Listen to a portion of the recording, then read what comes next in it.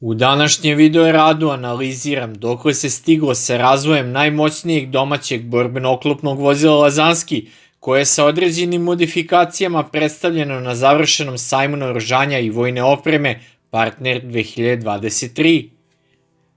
Borbeno vozilo pešadije Lazanski je po gabaritima veće od drugih borbeno-oklopnih vozila domaće proizvodnje, Lazara 3 i Miloša 2, a pažnju je privukla i činjenica da je bolje naoružan od pomenutih borbenih vozila zbog montirane daljinski upravljive borbene stanice AU-220M Bajkal ruske proizvodnje, koja je upitna da li će se njome ovo vozilo i opremiti u serijskoj proizvodnji, jer je u pitanju ruska oružna stanica koja zbog međunarodnih sankcija nametnutih Rusiji sada ne može da se uvozi u Srbiju. Najznačajnije taktičko-tehničke karakteristike su pre svega što se tiče njegove povećane nosivosti.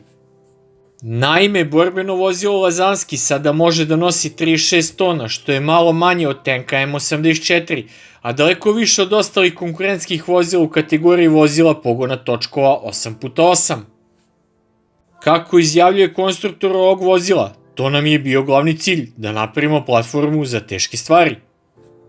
Zbog toga imamo balističku zaštitu nivoa 5 po NATO standardu balističke zaštite, standard 4569, koja štiti od podkalibarne municije APDS-T kalibra 25 mm i zaštitu od gelera artiljerijskih granata kalibra 155 mm i kupolu čija je masa veća od 3 tone, a to je ruska oružna stanica firme Burevestnik sa topom od 57 mm.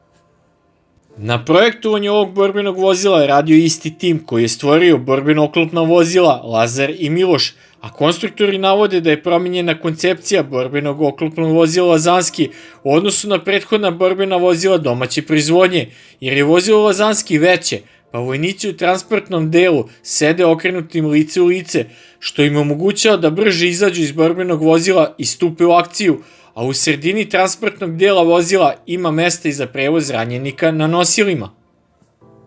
Sada treba odlučiti koja će oružna stanica ili kupola velike vatrene moći, poput Bajkala, koji je montirana tehnološkog demonstratora borbenog vozila Lazanski, biti montirana, jer se oružna stanica Bajkal ili ti AU-220M do sada montirala samo na gusenična borbena vozila i da je ovo prvi put u svetu da jedan točkaš nosi sistem takve razorne moći.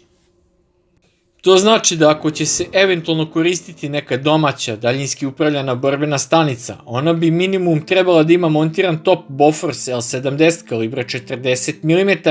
zbog potrebe za velikom vatrenom moći, jer se u Srbiji ne proizvodi top kalibra 57 mm, a stari topovi PVO oruđa ZSU 57/2 nisu više za upotrebu. Zato su planovi konstruktora kompanije Jugoimport SDPR da se nastavi sa razvojem moćnih oružnih sistema na daljinsko upravljanje.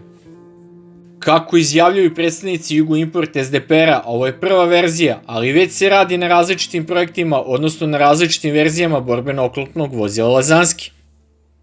Ceo gornji deo borbenog vozila Lazanski je modularan, pa se jednostavno deo krova vozila izvadi sa sve kupolom ili oružnom stanicom i moguće montirati drugi borbeni sistem.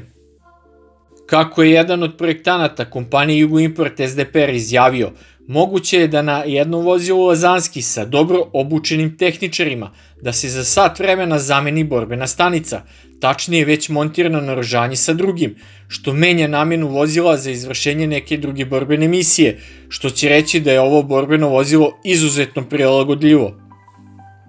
Još jedna zanimljivost koju sam uočio na izloženom borbenom vozilu pešadije Lazanski na ovogodišnjem sajmu naoružanja i vojne opreme Partner 2023 je da su gume na točkovima ovog borbenog vozila bočno zaštićene dodatnim gumenim umetcima radi njihove zaštite od streljačke municije sa bokova koji lako mogu da probuše iste, iako postoji sistem centralnog naduvavanja guma koji opet nije toliko efikasan ako se prilikom razmene vatre u kratkom roku probuši više guma na borbenom vozilu Lazanski. Sve u svemu očekuje nas još mnogo novosti u razvoju borbenog vozila Lazanski, a u saradnji sa nekom regionalnom vojnom silom kao što je Egipat, jer je predsjednik Srbije već ponudio Fatahu El-Sisiju ovo borbeno vozilo prilikom njegove posete Srbiji. Mogli bi ovo vozilo i da serijski proizvodimo za opremanje domicilnih armija, a i za izvoz u treće zemlje.